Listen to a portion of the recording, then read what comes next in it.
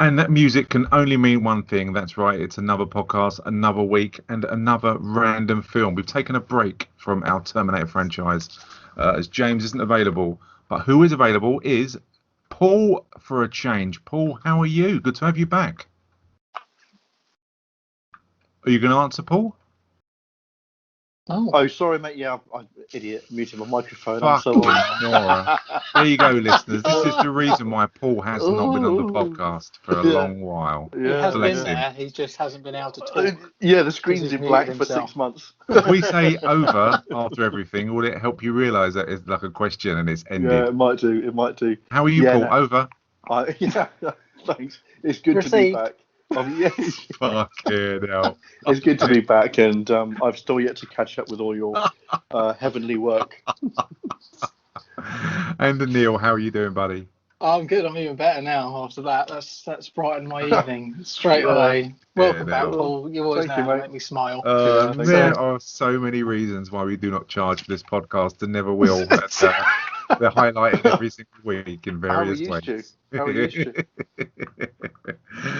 Okay, yeah, we're back, and as I say, we're taking a break from doing Terminator, which is kind of a shame because I've watched the fifth one, I believe it is, or the fourth one. Which one is it? We've done the fourth one, haven't we? Just done the fourth Terminator. Salvation. Yeah. Just finished watching the fifth one. So yeah, it'd be nice to talk about that. But we're kind of staying with the same theme in a way because we're staying with McG. We are doing currently shown on Netflix 2017 McG's black comedy horror called The Babysitter.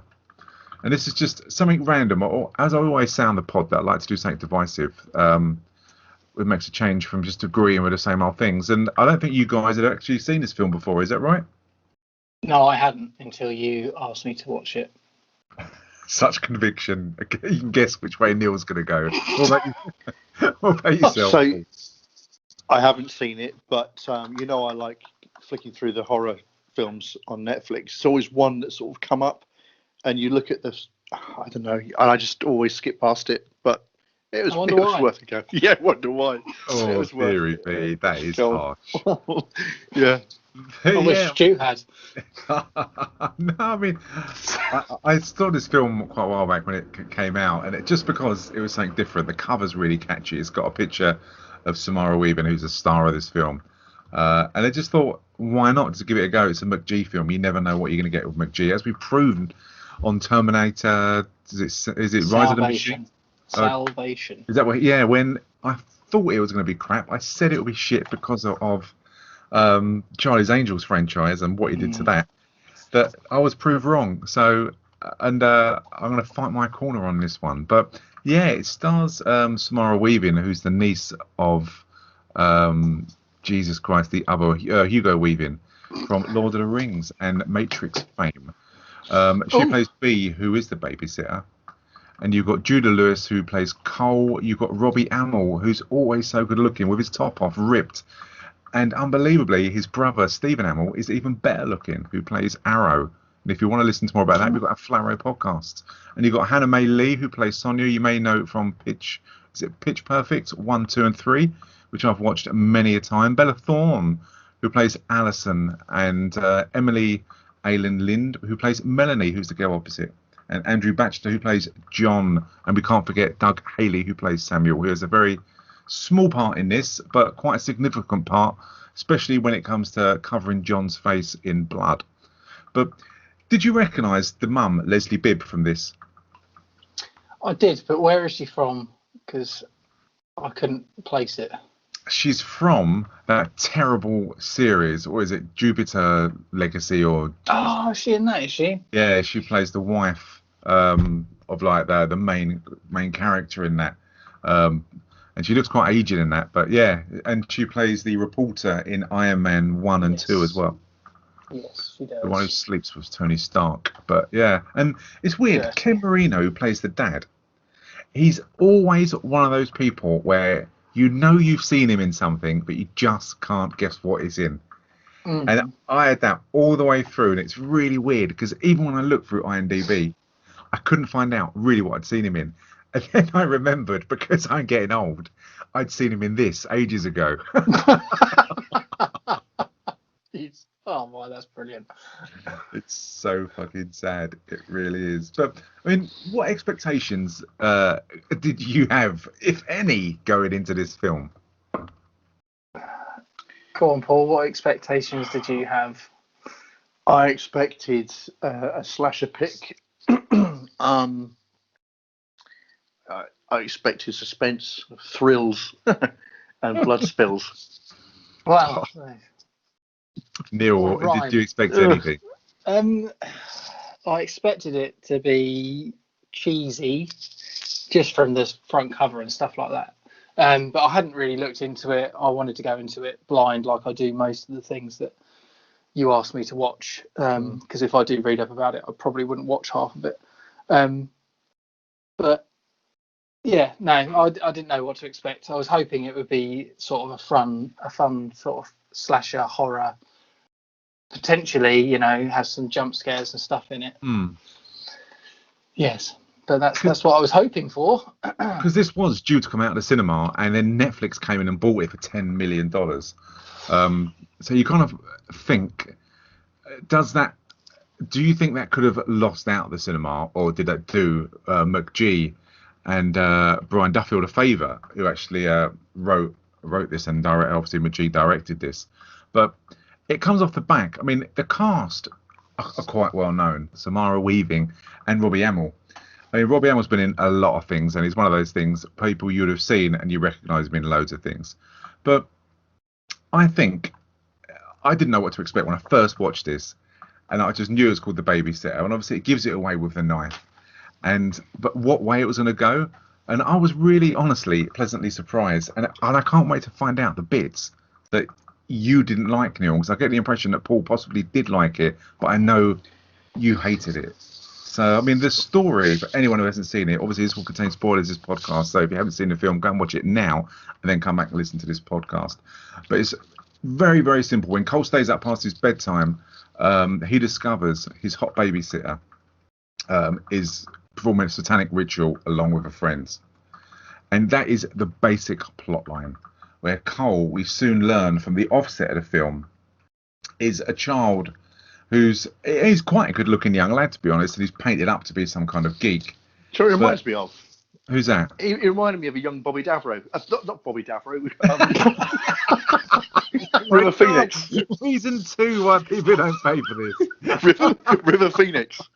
You've gone from River Phoenix to Bobby Davro. Yeah, young River Phoenix. He's going to love that comparison. He's going to use that. Not Bobby Davro. For the UK listeners, you'll know who that is. For anyone else, you won't. Google him. Oh my God. Please watch this film, guys, and see if Cole reminds you of a young Bobby Davro. Let us know at thefilmreelcast@gmail.com. Oh my God, it is so good to have you back, Paul, honestly. Thanks, mate. Oh, dude. Shit, me. I'm so glad I'm recording this. Okay, if anyone, let's put a picture up of Bobby Davro, UK comedian, and you will realise why we're laughing so much. It's absolutely priceless. But I just don't know how you got to Bobby Davro. How have you got to that? Don't ask. River Phoenix. That's unreal. It's not even near the same name. Not even. We're the same generation. Yeah. You've heard of Kent Arthur Strong, right? Yeah. Sorry, Stu. You're in your flow.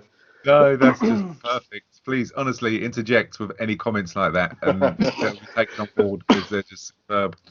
But yeah, we soon learn our hero, which he is, Cole, is a complete geek. As I say, he's a good-looking lad, but he's a complete geek. And you learn from the start, a bit of foreshadow when he's at the doctor. What are you giving me shit for, man? I mean, I just saw you earlier today. We said hi. I said, hey, Cole. You said, hey, Mr. Davis. Why are you giving me shit today? I mean, it's just a needle, man. Damn, come over here and get the shot. Ain't nothing to be scared of. 62 kids came here, got a shot, no problem. You come in here, take 10 minutes. I got 84 kids more to go, okay? We boys, man, be cool. Shit, man. Hey, you gonna take this shot? Step over here and take the shot, just like you take some ass. There's nothing to be scared of. And the doctor's in the second one, You've seen the second one, Paul, haven't you? Straight off the back, yeah. Yeah, good man. And he is in the second one. And you soon get the way the comedy is going to be in this film. And I really enjoy the comedy in this. I think it's not particularly clever, but it's kind of like Scream, where they talk you through what people do expect and the stereotype and the tropes and different things like that. And they do it in such a clever way that for me, it doesn't ruin it. And what did you think of like the introduction to this, the introduction to Cole's character, guys? He's just a massive geek, isn't he? Little dweeb is what I call him. A dweeb. He wears glasses. He gets picked on, and he's scared of needles. He's the kid that everyone picks on at school. Yeah, exactly. And he's got. Then you bump into the girl who you find out next door neighbor. Again, all these characters are in number 2 in a really, really bizarre way. They're in number 2. Melanie, who's a really nice girl from next door, who's probably the only girl you realise apart from B, who's got his back. And again, it doesn't take itself serious. The dad turns up, and the dad is, I don't know if he's having like a midlife crisis or he's just a full-on dick, but he turns up in a muscle car and just revs the car in front of Cole as if he's some kind of threat, and that the dad's got to prove a point to. I think we learn that Cole's a 12-year-old kid, don't we? Yeah. Yeah.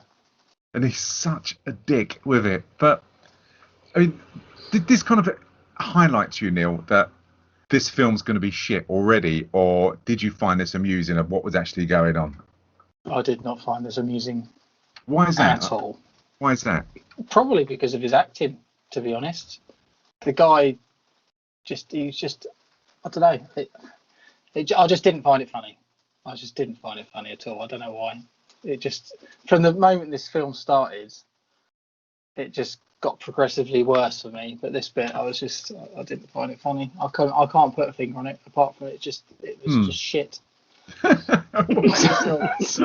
about yourself, Paul? The introduction of Cole and Melanie and her dad and the doctor, the way they were introduced. What were your kind of general sense? Having never seen this film before, you do get a rough idea within the first 10 minutes or 15 minutes of this is going to be a slog, or I'm quite enjoying the flow of this. What did you think?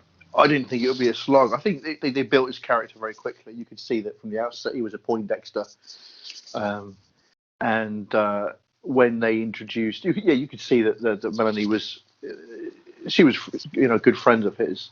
But Dad, when he turned up, you can tell that he was an absolute tool, revving his car, and like you say, as if Cole was some kind of threat.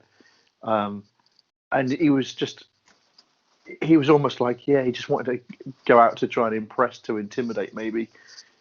So. Yeah, and I think they made a point of breaking him down just for the fact that throughout the film he's going to have his own arc that is going to be built up, and all of his weaknesses and everything that he's frightened of, the complete opposite turns into his strengths of how he kind of wins the film. So it is kind of tropey, but I thought they took those kind of boxes well. They needed to go through them, and they went through them pretty smart. I mean, even when you meet Jeremy, Jeremy's going to come into it later on. Jeremy is the other next door neighbour who bullies him, and who has bullied him for a long time. I mean, he's got his two stooges with him, like they always have in these films. And I don't quite get, I mean, one of them looks like a 15-year-old Ron Jeremy porn star, but they do that kind of Y salute. And I don't get why they did that, do you? The Y salute? It was just something that just one of the things they did, I suppose. Just to show it's part of their group mentality. Because it's from there when they push him on the floor, and that's when we first see B, and she makes quite an entrance, but she threatens Jeremy, and she whispers something in his ear of what she'd do to him. And having obviously seen this film numerous times and knowing what she's capable of, I would love to know what she whispers in Jeremy's ear as a threat, 'cause it makes his eyes water, and even he says to her, "You're one twisted bitch." So I honestly would love to hear that. And her entrance is really, really good. I think she's absolutely stunning. And it's good that she's so skinny and like beautiful and kind of weak, but she's such a nutcase and so deadly, and she's so confident with it, which can be tropey, but I thought it suited her, and she played it really, really well. What did you think? Played it well, very well, yeah. And Is it the first time you've seen Samara Weaving in anything, or Samara Weaving? Sorry. Probably, yeah. Yeah, you know what I'm like with memory of films and that, but probably I'd say I've just gone through what she's been in. Actually, I don't think there's bizarrely, when you bring up the cast lists, she's not in it. When you bring up when I look on the internet. No, you have to go IMDb. to IMDb. If you actually Google it, I tried when I was watching it, and she doesn't come up. So how weird is that? Why is that? That is odd. Think? I have no idea. My first thought was because she was embarrassed, but then she made a second one. So. But she is in a really, really good film called Ready or Not, which was out of the cinema, which is another comedy, and it's another black comedy, and I can honestly promise you it's really, really funny. It's not done by McGee at all, but it's an incredibly funny film, and it's got a twist on she's married and there's certain rituals that his family go through, and one of them's a game of hide and seek, and it's really, really weird. We've lost Neil due to technical issues, but I am pleased to say we've got Bobby Davro. No, we've got Paul with us still. So we're going to carry on talking about this film, and I think we're going to get to opinions that pretty much match. So I think it'll be quite enjoyable. But yeah, Ready or Not is a film that Samara Weaving's in, which is really, really entertaining. I completely recommend that to anyone who's not seen it. It's a real black comedy, and the ending to that is as bizarre as the ending to this film. But I found the relationship, because it's clear from the start that B's Cole's relationship, and she's been doing it for a while, and you learn the reasons why. But their relationship is strange, isn't it? And you can be kind of forgiven for his feelings towards her. Yeah, you can tell that he's infatuated with her, and and when he gets into the car, she catches him looking at her boobs, doesn't she? And he sort of looks away, and so you can see that he fancies her. But you're right, it is a strange relationship they have. Because she's really, I don't know her age. I should imagine she'd be about 18 years old, wouldn't she? Roughly. Probably aimed at that sort of age, yeah. Yeah. So old enough to be a babysitting minors, yeah. Yeah, and he's 12. He highlights that, and so the age difference is pretty strange. For her not to kind of tell him off about looking at her boobs and everything, it's really weird. And in the swimming pool, when they're swimming, like she's got her bikini on, and she's obviously knows what she's doing because she's so confident about herself that she carries on doing it. Yeah. And she's kind of confident enough to not need that reassurance from especially a 12-year-old, which makes it really, really bizarre. Yeah. I think as well, they've got, and they sort of, they do that little montage, isn't it? When they, sort of things that they do together, and they do that dance, which really winds me up when they do like choreography, choreography dances in films with the music in the background, and that you can see that there's something that they would have done in the past. So again, it sort of like shows how long they've been friends for. Yeah, it's really weird because I can't imagine anyone actually does that. Maybe some like 14-year-old girls on TikTok. I can't imagine like an 18-year-old and a 12-year-old, as you say, would do a choreographed dance or choreographed dance in the lounge together. But one thing that really freaked me out is when he goes to speak to his mum, she says, "Oh, we've got a spider problem," but she doesn't. She fails to describe it as a tomb from Indiana Jones, where there's actual tarantulas under her house. They're enormous. I mean, surely, obviously, I don't know what America's like, but surely people don't have tarantulas under their house. You'd get the pest control in, wouldn't you? You would do. If you did. You would send... Yeah. No, you wouldn't go underneath it. There's no way in hell I would go underneath a house. They were huge.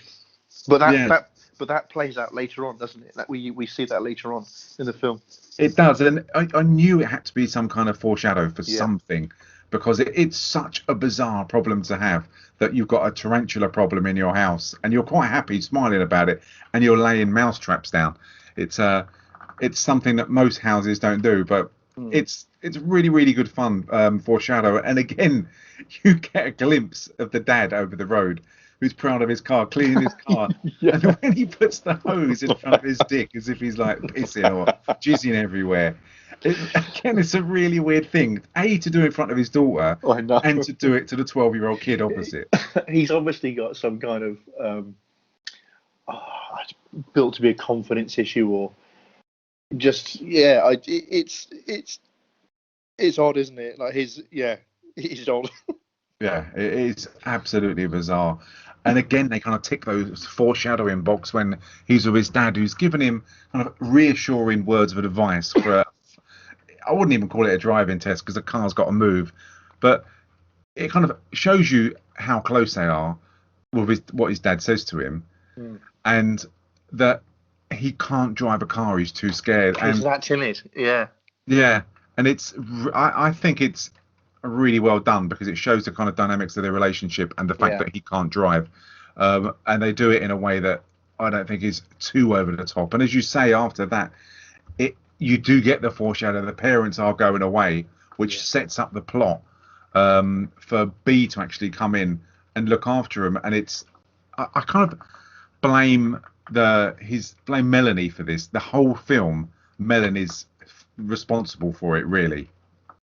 The next door neighbor, because she's the one who suggests when babysitters are downstairs and you're meant to be asleep, that they have orgies and sex parties and stuff like that. That's right. Yeah, and the just going back to what you said a minute ago about the foreshadowing, that car as well, the driving thing where he's too timid to drive, that plays out later as well. Yes. Doesn't it? Yeah, completely. But you just see that he build his confidence at the end of the film. He just thinks, Anyway, yeah, she does. She sows that seed in his mind, and he's obviously curious, which gets him into trouble. Yeah, and it's interesting because when I first watched this, that you see when he's at school and he's looking at the fence and he sees B, and he's with this really, really geeky guy, and that's the guy who plays a very small part, Samuel. And I couldn't work out whether, because she's so affectionate to Cole, whether she's one of those people that likes geeky people. And this is proved again when she's with Samuel, who is a greasy-haired, skinny, like typical, stereotypical geek, isn't he? Yeah, that's exactly what went through my mind when I saw her with him. I thought maybe that's just the kind of, the guy that she goes for. And one thing I do like is, I don't know if you've seen Scott Pilgrim versus the World. It's quite a cult film. It's quite an old film. I saw it at the cinema ages ago, and it's a guy, Scott Pilgrim, who really fancies this girl, and to date this girl, he's got to go through all of the previous relationships that he's had, like a computer game, and kind of beat them. And they've all got different skills and abilities, and once he beats them, he can date her. And it's a really, really good film. If you get a chance to watch it, I'd watch it. It's great. And when they're in the kitchen talking about like the best people to take down aliens and robots and things like that, who would you have? Which famous people? And when they start naming them, that it comes up on the screen. And I think I just like stuff like that. I mean, Tarantino does stuff like that a lot, and that is in Scott Pilgrim as well. When he gets beaten, he loses a life, or the score comes up on the screen. I just think little things like that are really entertaining, and I know that they've been done before, but I thought in this film it's quite a fresh popcorn film. This, isn't it? It's quite like a disposable film. You'll watch it, get a lot of enjoyment, and you don't have to go back to it. Because I liked it. Yeah, I like that bit too, where it's something you didn't expect, and that almost led you into a false sense of security that it was going to be not as gruesome, albeit the gruesome was comical. It wasn't as gruesome as it actually would turn out to be.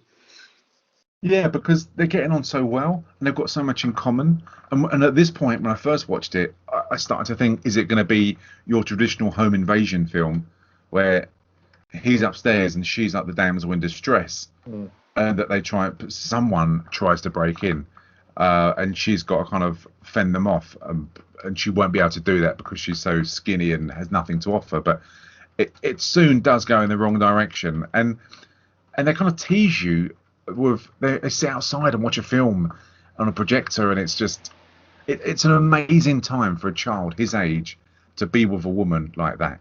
You know, it's incredible, and he's really, really in his element. And before she goes to bed, what she does is make him have a like a shot of like brandy or something, and she does that in the guise of, look, this is a secret, won't tell your parents, you're drinking, and just to get him on side and earn that trust. And it's kind of like to manipulate him a bit. And he does the wise thing of saying, why don't you have one as well, which kind of shocks her because she doesn't expect that, to drink with him. And then he does the right thing. He just pours it in this pot plant and pretending he's drunk it. And we later learn that she's actually drugged that to knock him out for the rest of the evening. So that kind of saved his life in a way, didn't it? Yeah, because he was going to be killed, wasn't he? Sacrificed. Yeah, exactly. I think they were going to. I didn't know whether they were going to drain his blood or whether they were just going to keep him. I wasn't too sure whether, if he didn't wake up, he would have been oblivious to everything happening, and possibly has it happened before, or is this the first time, and that they were just going to take that small vial of blood? Because she said to me, "You must sleep," and turns out the light, and he contacts Melanie over the road and says, "Go down and watch them. They're having an orgy." And bless him, he even looks up on the internet of what an actual orgy is. Yeah. And it's so sweet. It just shows his vulnerability, his naivety. He doesn't know what's going on. And they're playing spin the bottle. And the characters, I think, are so funny. John is just an idiot. He's a show off. He's a loudmouth. He's really confident. Max is a jock. He's the muscle. And he clearly gets the girl. And Alison's the cheerleader. And to prove that point, she's in a uniform. Alison was hilarious. I think she was one of my favourite characters just because she was just so funny. Yeah, they're all really blunt. And Sonia is really strange. In Pitch Perfect, she's a character who's in this a cappella group, and she doesn't really talk, and she whispers, and no one can hear what she's saying. But when she sings, obviously you can hear her, and she does different things. But it's really interesting to hear her in a speaking role. Because I've seen Pitch Perfect so many times, and I'm really, really guilty pleasure like that film, that it's nice to see her talk. And it surprised me that, I mean, the second one, we won't ever review the second one, I doubt, but it's interesting that these came back in the second one. Yeah. And it really, really surprised me. And we can talk about that at the end if that's right. But they're playing Spin the Bottle in the lounge, and it all comes across as really nice. And you kind of get the hint that something's wrong, just because they're all so good looking, apart from Samuel, aren't they? Yeah, you're right. Yeah, and a geek, the sacrificial lamb. Yeah, and he really, really is. And it's interesting that Samuel doesn't realise that something isn't right as to why all these really good looking, popular people would want to hang around with him, you know? Although he does get suspicious because he stands up and he's like, I don't know you guys. Yeah, because they do play Dare, don't they? And this is all obviously choreographed by the whole group, who appear to be kind of talking spontaneously and giving each other dares that they don't know about. And I should imagine they've done this numerous times before. And Cole's watching up to the top of the stairs, and one of the dares is that Bee's got to go around and kiss everyone, and she just kisses Max on the lips, and then she really, really goes for it when it's her turn to go and kiss Alison, the cheerleader. And that gets a rise from everyone, especially Samuel, who can't believe his luck. And she goes, and it's amazing. And I did not know what to expect, because the kiss is just incredible, and it's so over the top when the two girls kiss each other. And even John, the black guy, is like, what is happening here? I don't think he even expected that. And he puts his lip seal on, doesn't he? He's rushing to get it on. He can't get on quick enough. It's so funny. He's just such a funny character. And she just gives Sonia a little kiss, and then she crawls over to Samuel. And as you said earlier, mate, that it's then that he feels really uncomfortable, that I don't even know you, and this just isn't right. And when she kind of reassures him to close your eyes, and I'll kiss you. She pulls out two like Rambo style knives Yeah. and sinks them into the top of his head. I mean, what did you think when that happened? It's completely unexpected. That, like you said, you know that she's got a significant part in it because it's called The Babysitter. You know, she's already threatened one of Cole's neighbours, so you know that she's capable of doing something because he was obviously scared by it. So you're thinking, well, maybe maybe she is there to save the day if that someone comes in and tries to with a knife and starts killing people. But when she did that, that was completely unexpected. Yeah, it was so funny. And when they're trying to get the blood into like this goblet, Yeah. and you've got John the other side who's tapping at nothing will come out, and when suddenly it comes out like a hose, all in his face. The lines he comes out with are just superb. It's so funny. I don't know whether it was that funny. I wonder whether it was actually ad-libbed. Woo! Look, man! 3 of the 4 people got an STD. I got 2 people's blood on me. You do the math. I got AIDS. I know I got AIDS. Yeah. It looked like it was ad-libbed just because he was completely unexpected, and the face full of blood there was no way of getting away from that. And the reaction from people like Max, from like Robbie Hamill, seemed really genuine. Like he was actually laughing, and John seems the kind of guy, and you're probably right, mate, that could make this up as quick. Yeah. Just his natural reaction, because it really, really shocked me, and it diffused the whole scene so fast. Of like, where could this go from here? Yeah.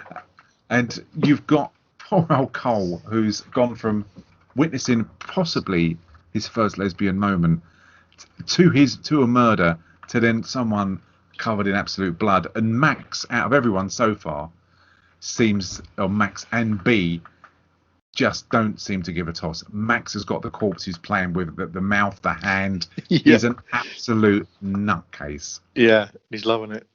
Oh, he really, really is. And he goes, Cole goes upstairs, understandably freaked out as to what to do. And that's when they all come in his bedroom.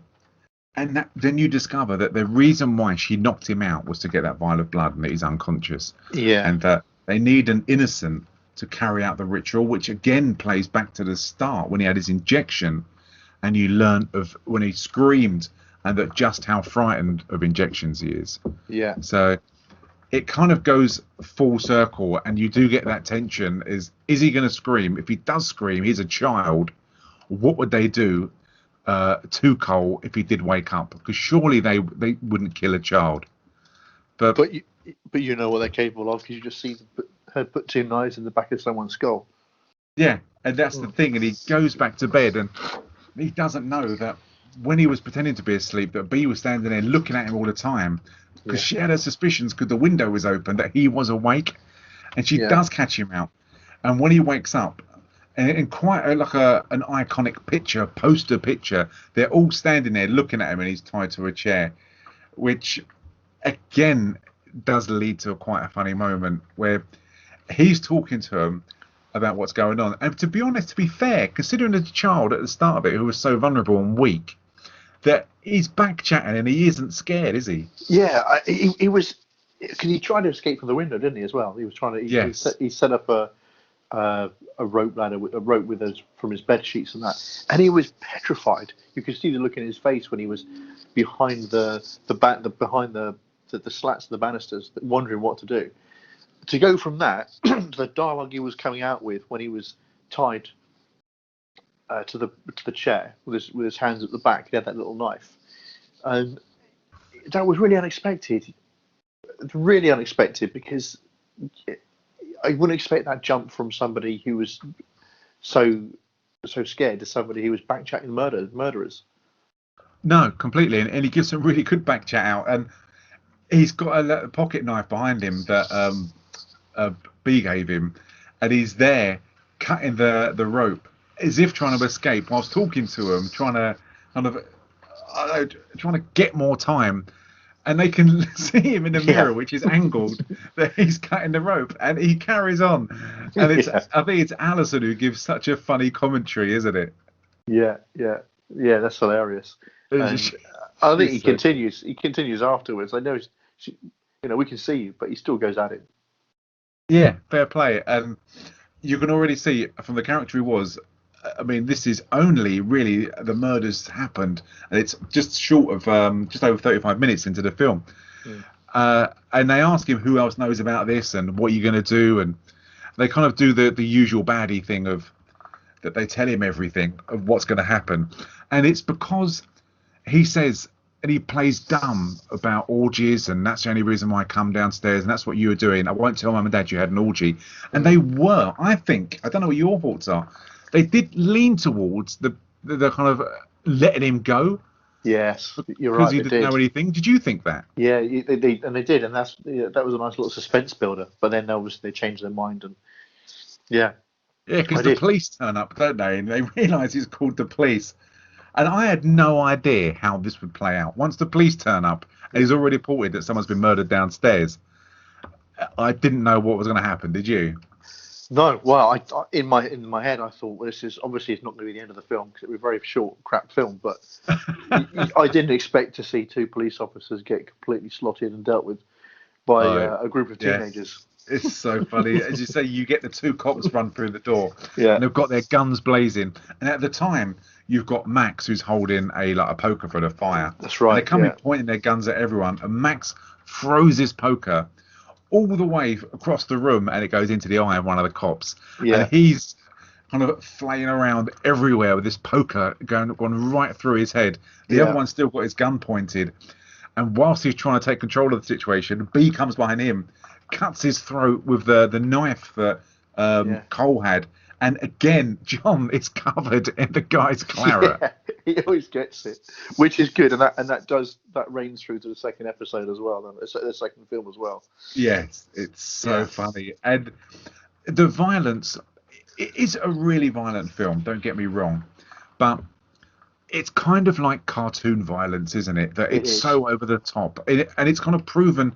The two knives in the head. It's way over the top, and to remove the poker from the officer's head, that instead of just pulling it out, Max wiggles it and then lifts it, lifting the top of the guy's head off, and blood goes absolutely everywhere. Yeah.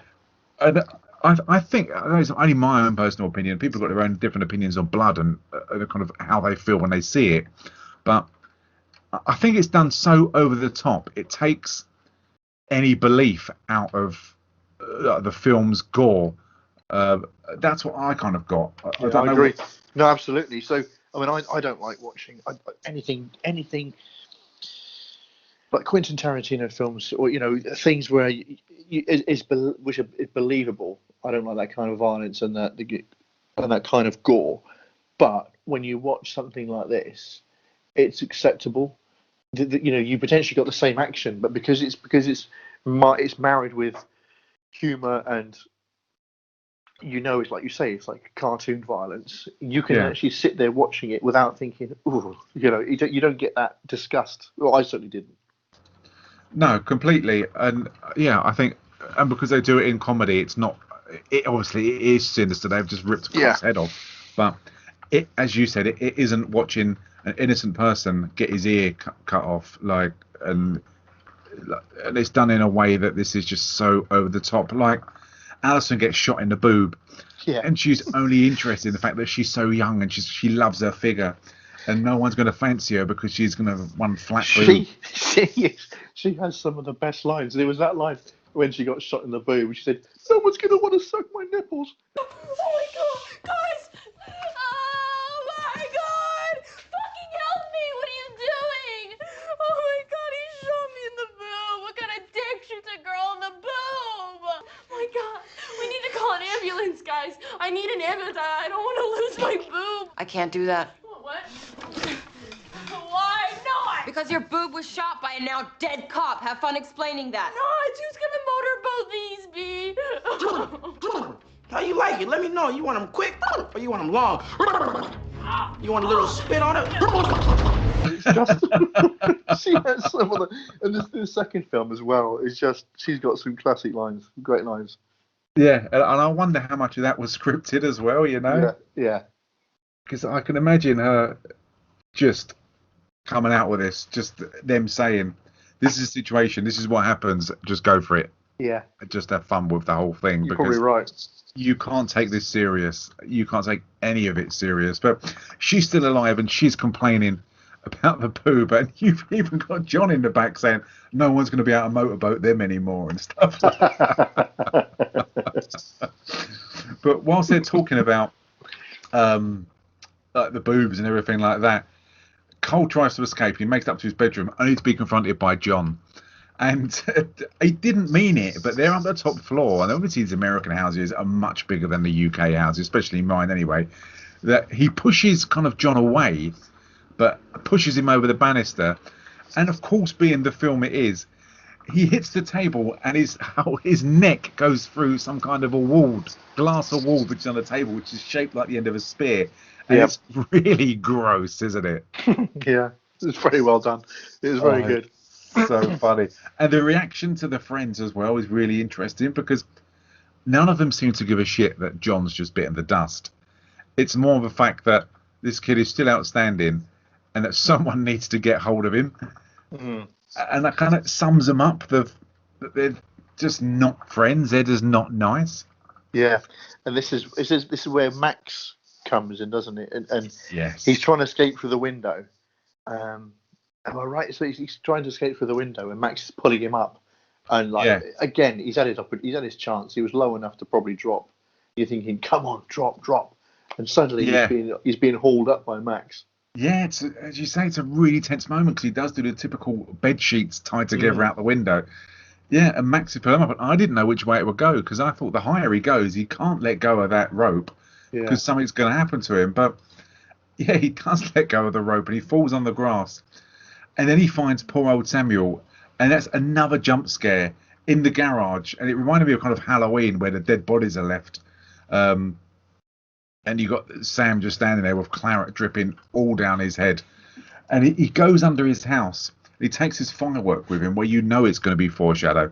Yeah. And there's no way, I think, even if I knew that there were psychopath killers after me, and I knew that there were tarantulas underneath the house, I would not go underneath that house. Do you know, that's a good point actually, because he goes in. He like many of these films, he will always go back into the house or around, stay in that area. And he had a perfect opportunity, many opportunities, just to run into the neighborhood, and he didn't. And what did he do? He went straight back into the house, albeit underneath it. He went into the garage, got an electric drill, went back to the house, drilled the side vent off, then climbed underneath the house, thinking that he could. I can't understand why, thinking that he could just spend the night under the house where the spiders are. But it's just, I mean, it's done in all of these films, and they kind of, why'd you go back when you had a chance to escape? But Sonia then goes under the house, and Sonia discovers that he's in there. She's just about to leave, but then he makes a noise. He flicks that spider off, which hits a mouse trap. And she thinks she's got him, and she's got the knife.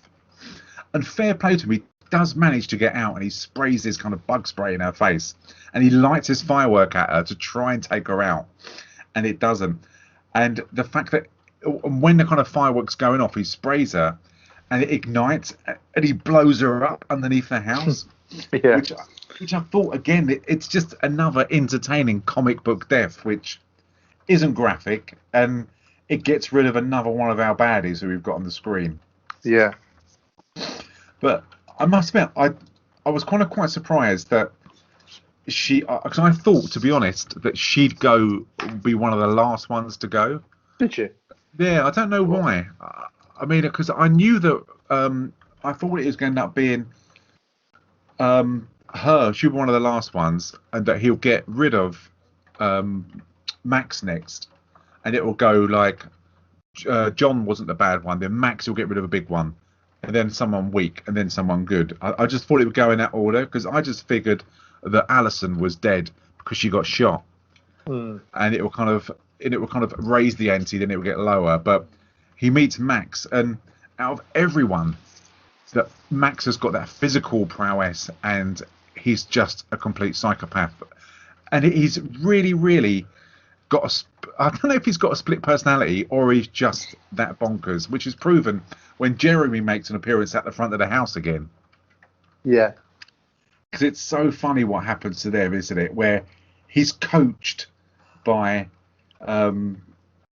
Max to go outside and face the bully and take the bully on, even though, and this is someone who's trying to kill you, who's giving you life advice on how to deal with a bully. It's so weird, isn't it? That was a nice little twist, actually, because you expected him to, because you see from the outset the way he dealt with the first killing, that he just thought it was funny, but it was almost like he had a soft spot for him, wasn't it? And he was giving him opportunities to try and build his confidence and build his strength and ability to fight. Yeah, and that's kind of why I like this film so much, because some of the things that happen, you'd expect them to be the last things to happen. I mean, at one point he's choking him, and then whilst he's choking him, he says, "What's that noise?" He goes, "Someone's egging my house." And he's like, "You've got to be shitting me. Seriously, it's the same kid who eggs your house all the time." And then he gives him this life advice. Now, I don't know any other film that's done this, do you? No, I don't. Absolutely no. The life advice he gives him is isn't that when he says to him, I can't remember about going to attack. What's the name of the lad again? The house? Jeremy. You need to go and attack him. Yeah, he'll bully you the rest of your life. Yeah. And the life advice he gives him, in his head, he wants to be that character in the film that he was sat watching with B, doesn't he? Because he says, "I'm gonna." What do you remember the exact words he used? What the life advice that Jeremy gives him? Sorry, that Max gives him. No. Do you remember the words that the character used in the film he and B were watching? No, I can't. Honestly, was something like, "I'm gonna kick that side of your face with my foot," something like that, right? Yeah. And because Max has built his confidence up in his head, he suddenly thinks that he can do this, and he gives it his best attempt. He says to Jeremy, "I'm going to use my right foot and I'm going to kick that side of your head," something like that. Yes, and it goes nowhere near it. And it just fails. Yeah, it is one of the most feeble attempts, bless him. And if you didn't know this kid, you'd honestly believe that he's got enough kahunas to back this up with. Yeah. But and Jeremy just takes one swing and knocks him out. And even when he's on the floor, he's obviously telling Jeremy what's happening at home and that people are being murdered. I swear to God. And Jeremy pretends he's on his side.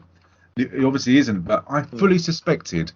I mean, what did you think was going to happen, if anything, to Jeremy? I thought Jeremy was going to bite it. I really thought something was going to happen to Jeremy. I thought Max would come and take him out. 100% agree, yeah. Because the angle they show is just behind Cole, and they show all of Jeremy, and usually that's a knife through the body, or again his head's going to come off. And they filmed it and left it open so much that even though there wasn't tension in the music, there was just tension in that scene. The camera angle brought that tension up, which I thought was really good. He just gets an egg and smashes it on his head, doesn't he? Yeah, clever, really good. And even Max comes back and says to him, "You talk too much." He helps him up and says, "At least you stood up for yourself." And again, he praises him and supports him. And then Cole naively thinks, "So you're going to let me go?" And he's like, "No way, I'm still going to kill you." It's just so good. And he gets that look on his face of pure evil. And he chases him to the treehouse. And Max is obviously at the top of the treehouse, and they kind of have a bit of a fight for all the kind of strength that Cole's got can put up with. But you've got the rope hanging down the side, and they do show that rope in several shots as a kind of foreshadow of what's going to happen. I mean, what did you think of? He ends up hanging himself by the rope by accident. But what did you think of Max's death and the way he came out of this? What did I think about his death? He was going to die somehow, falling from that tree, wasn't he? I think that was pretty confident. That's how he was going to die, how he was going to go. I just thought that he might fall to his death, but I did not expect, even though you had the foreshadow of the rope, I didn't expect to see that he would be hung so quite easily as he was. He almost fell into this knot and tangle, didn't he? Yeah, I was a bit. I've got to admit, I was a bit disappointed with his death and the way he went out, and just purely because you've got John with the ornament through his neck, and the comical way that you believe so far Alison's dead, and obviously Sonia as well getting blown up.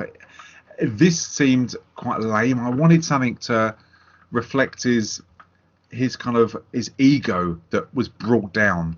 That when he dies, kind of like something humiliating, I know kind of hanging isn't the best, but I just wanted something else because his character's so strong, and at the moment he's appeared to be the strongest character out of all of them. Yeah, I mean, they're limited as to what they can do, really, aren't they? I think because of the situation they're in. They're in the garden with the tree or they've got the house. It would mean going back into the house again and trying to achieve something else in the house. I'm not sure what they would have done. No. You can only do that so many times, can't they? You're right. But he does go across. He runs across the road and does the sensible thing for once. He goes to see his friend Melanie and tells her that they don't have orgies, that they're complete nutters, and it needs help. And you get the moment as they're talking that Bea comes across into the house and she's got a shotgun, which she stole from the police. And they're kind of, you get that tension where they're hiding, that if Bea finds them that they're both going to die. And he does like her, and it's a nice moment that he gets where he does get to be the hero, because he's kind of comical in a way that he thinks he's locked her in the bathroom, and he says, look, you stay here, I need to end this, and he locks her in, but the lock's from her side, and it kind of it's quite a sweet touching moment, and they do kind of like become, I suppose in a way they do become boyfriend and girlfriend, that he's given that confidence to take it to the next step with her, because he clearly likes her. And he's protected her, so she likes that as well. Yeah, and it's quite a nice moment. And he goes back over the road and whilst he's searching around in the house, that he comes across, and it's strange, he's got Alison sitting there, and I thought she was dead, and they do everything to raise that tension, that she's laying there with her eyes shut. He puts his hand over her face, he pokes her and listens to her breathing, and each time he does a different thing to reassure himself that she's dead. You expect her to wake up, don't you? Yeah, but you're thinking, why are you doing it, son? Yes, exactly. And what I do like is that when you do believe he's dead, he does walk away to the kitchen, and the camera pans out, that you see the chair she was sitting in that was empty. Yeah, he doesn't see that, does he? No, and I think it's so clever, and he does see the book of kind of the satanic book of spells or the sacrifice. And as he's looking through that, Alison comes back and starts beating him. And again, it's really strange, because as soon as this auntie reaches a climax, as you think one of them's going to die, he squeezes her boob where she's been shot. Yeah. And she has a go at him. And it's so bizarre, isn't it? It was. That was quite a funny bit. There was a bit as well in there that he was trying to look for a knife. He remembers his dad telling him off about the knife at the beginning of the film, and his dad put it in the dishwasher, and he thought, oh, it's in the dishwasher, I can defend myself with that. Open the dishwasher, nothing there. So he is like, what can he do? He can only use his hands really to defend. So he squeezed her boob. And the weird thing about that is, after, like, because she says to, like, that, my boobs are horrible. Again, she goes on about how she looks. Obviously, her physical appearance is really important to her. That he says, no, you could be anything you want. You're clever enough.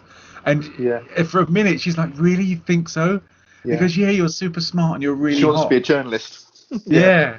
I only signed up for this dumb shit so I could have my dream job. And instead, what do I have now, huh? This one deflated, ugly boob. I mean, you're still super hot. What kind of job do you want? I'm a journalist. I could be wrong, but I don't think it would be hard for you to have a cool life. Really? You think so? You think maybe we could just walk out of this whole thing and you could just call the police and just, forget this ever happened? Yeah. Exactly. Do you think I give a fuck what you're talking about? Yeah, and it's weird because, as you just said, when he goes to the dishwasher and has that moment back of where the parents move the knife to, the mum is pulling the dad off in bed. That's right. Yeah, I forgot that, but you're right. She's on a laptop or something, and and just she's multitasking. Yeah, I think reading the news and putting it off. it's really strange because she's reading a book, he's watching the TV, and under the covers, her hands going up and down, Yeah, and they're talking about where they put the knife. And so weird. Again, That was so weird. It's so the unexpected. the most bizarre thing that again I haven't seen in any other film. That did make me laugh, but in the middle of a scene like this. But again, it just shows it was just completely off the wall, wasn't it? But hilarious. Oh, it bounces around everywhere. And again, when you think, finally, Alison has got him. She's got the knife. He's got a lighter. There is no way out of this for him. He can't do anything. Yeah. And suddenly, Alison's head explodes everywhere. And B has blown her one of what you could believe to be is her best friend's head off. She shot her in the head with a shotgun at close range. Yeah. And you just don't expect it, do you? Again, this film throws curveballs at you time after time, and his face is covered in skull and brain and blood. It's just gross. And again, you wonder where can you go from that? Because they were supposed to be, she was supposed to be her best friend, but then thinking about how injured she was, she got shot in the boob, right? You think that would have gone into her lungs, and that she could be dead. And then going on to the second film, you think, were they actually demons in the first place? The fact that they could live through all this, So it was interesting to see that she was almost untouchable. Yeah, she was, and I think they all prove that by their arrogance or confidence throughout all of this. And I mean, it ends up really the final scene is Cole's got the book of spells, and he's got the lighter, and he's going to burn it, and he keeps his light going. And I honestly thought that lighter, it's one of those long ignitions for the whole. Yeah. That I thought that was going to burn out. Did you? Yeah, same here. I was just waiting for it just to go poof. Yeah, and I don't know whether they kept it on to add to the suspension, or suspense that you thought that was going to happen, to the tension, or whether that was never on the cards for that to happen. And he does set fire to it, and he does the right thing. When he kind of chucks it on the floor, she's putting it out, and he runs and goes and gets the muscle car from the complete bell-end from Mel and his dad across the road.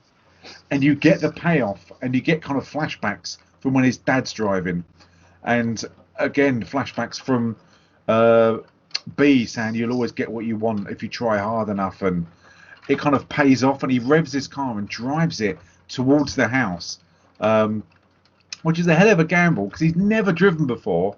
And again, I love the fact the speedometer flashes up on the screen as he's driving.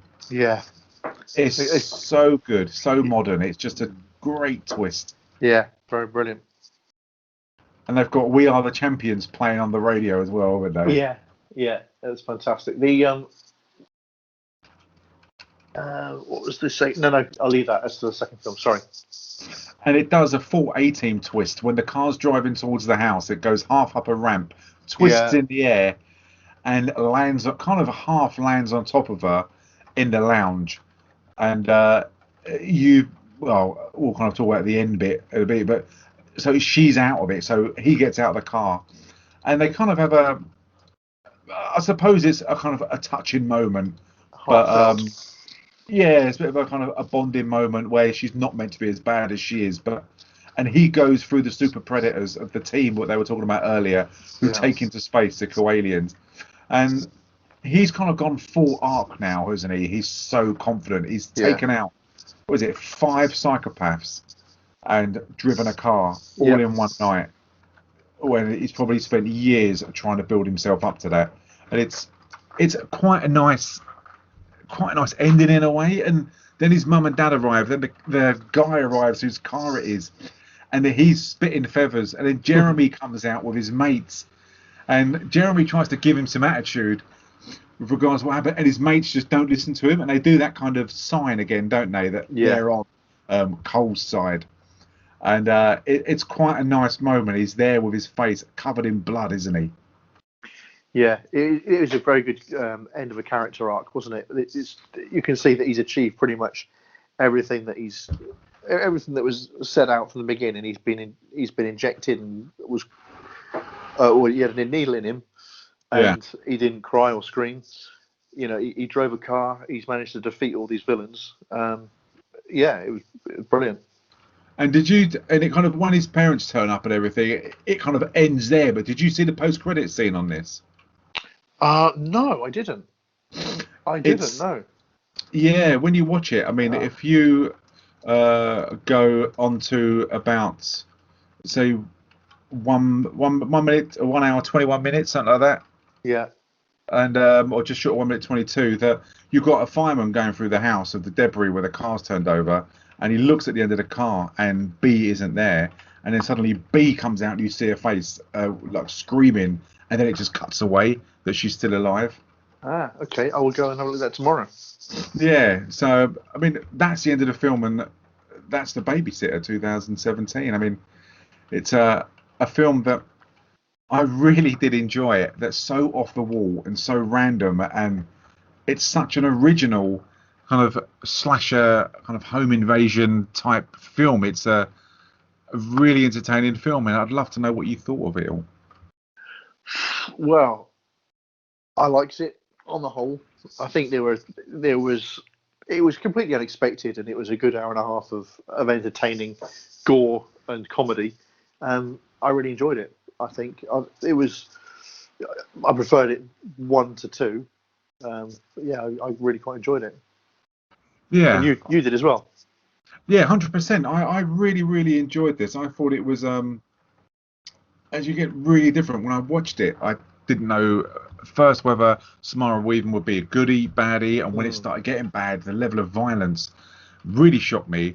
But the way they dealt with it, I found really entertaining. That they didn't take itself serious. That nothing throughout this film takes itself serious. I think if it did, the film wouldn't succeed.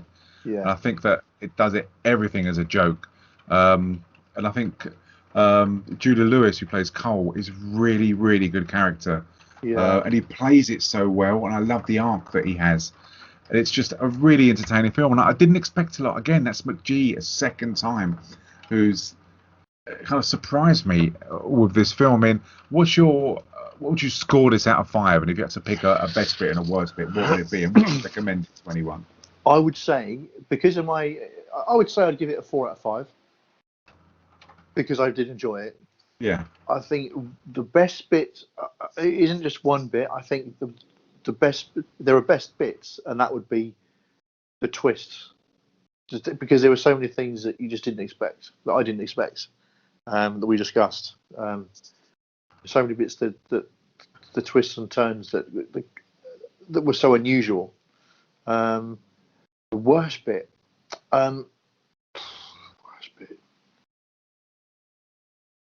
What would be my worst bit? Maybe there's none. Maybe that's it. I can't. Do you know? I've seen it a couple of times, and I could. Thinking at the time, I was trying to look for what I honestly can't.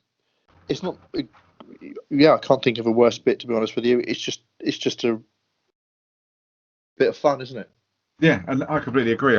I think there isn't a worst bit for me. I completely, because it doesn't take itself serious. That if it was pointing out facts and figures and trying to be serious the way it kills people on the home invasion side of things, it would have failed.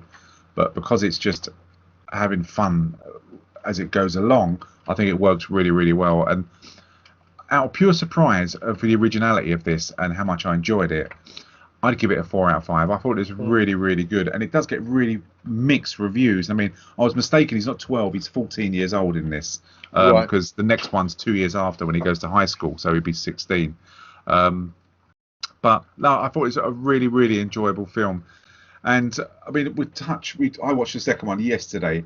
I know you've seen it, and the second one is 2 years after the event, that he's at high school, and it's really bizarre. I mean, the second one, admittedly, I didn't find as enjoyable, but it's got exactly the same casting, hasn't it? And the twist is that even though they've died, they're all back again, and his next door neighbour Melanie has sold him out and sold her soul to the devil, and she's really, really evil and kind of orchestrates a lot of things.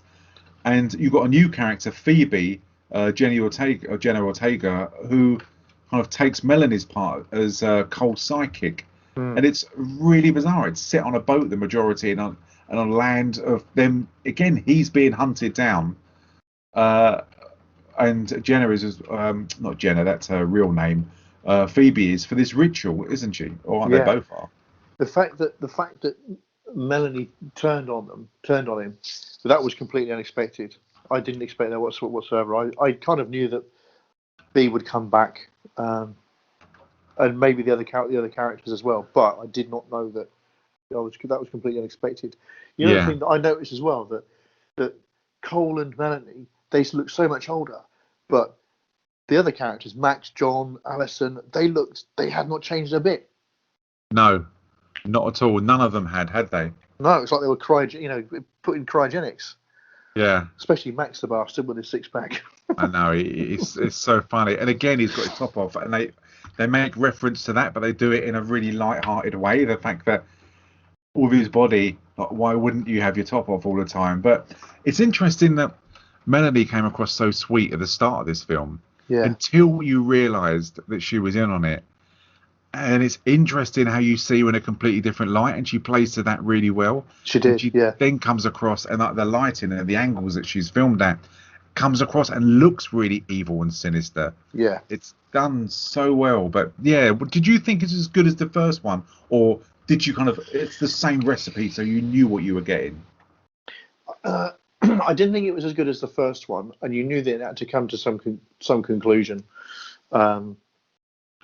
I didn't expect the ending to play out as it did, with B dying.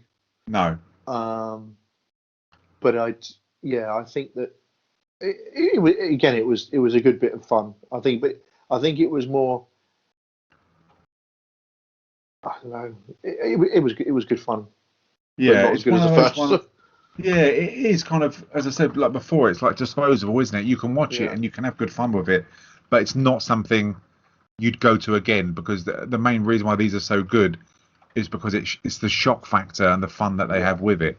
And once you know what's coming, again, John gets covered in blood, and he's the brunt of a lot of jokes, which work really well. But watching it on a second time or a third time, I don't think it would work, and because you wouldn't get the shocks, the whole thing would suffer. But yeah, I think if anyone likes the slasher genre or the horror one, that definitely give this a go. And again, Ready or Not as well, if you can find that to watch with Samara Weaving, that's really, really interesting, because that is a real twist on a kind of like a hide and seek game. It's really, really good film. But yeah, so that was The Babysitter, currently available on Netflix in the UK. So watch that and give it a go. Listen to our podcast. We're going to carry on hopefully next week with our Terminator franchise, where we'll be doing Terminator Genesis, and then Dark Fate after that. And then we're going to be following that with another big franchise. We'll be going through all the Indiana Jones films, which will be really, really entertaining. But subscribe to that. We're on YouTube, the Filmreelcast. Thanks to everyone who subscribed. It goes up every day so much. So I'm really grateful for everyone who's subscribing and leaving their comments. And you can subscribe on iTunes and on all good Android platforms for our podcast. It gets bigger and bigger every month. Last month we had 38,000 downloads. So it's going wild at the moment. So thanks to everyone. And 2 podcasts a week now. We're doing Loki on Saturday, myself and Neil. So that will be coming in a couple of days' time. So we're available on iTunes and Twitter, Facebook, everywhere. You can just find us. Put the Filmreelcast in Google and we'll come up. So Paul, thanks ever so much for joining me, mate. It's good to have you back. Thank you, mate. Yes, it's good to be back. I'll be back next week as well. Excellent stuff. Yes. Excellent. Are you going to be joining us? We'll have you back full time now, I hope. Full time. Excellent. Because I know you're partial to the 80s Indiana Jones films, aren't you? 100%. Yeah, I'm just sad that I missed the Terminators, the first 3. Well, you've got 2 quite controversial ones coming up with regards to a divided opinion, so it'll be quite interesting, I think. Well, I haven't seen these, so I shall have to watch them. Fantastic. Brilliant. Well, it's great to have you back. Thanks to everyone for listening to this podcast. We really appreciate your time. And we'll be back next week with Terminator Genesis. Goodbye.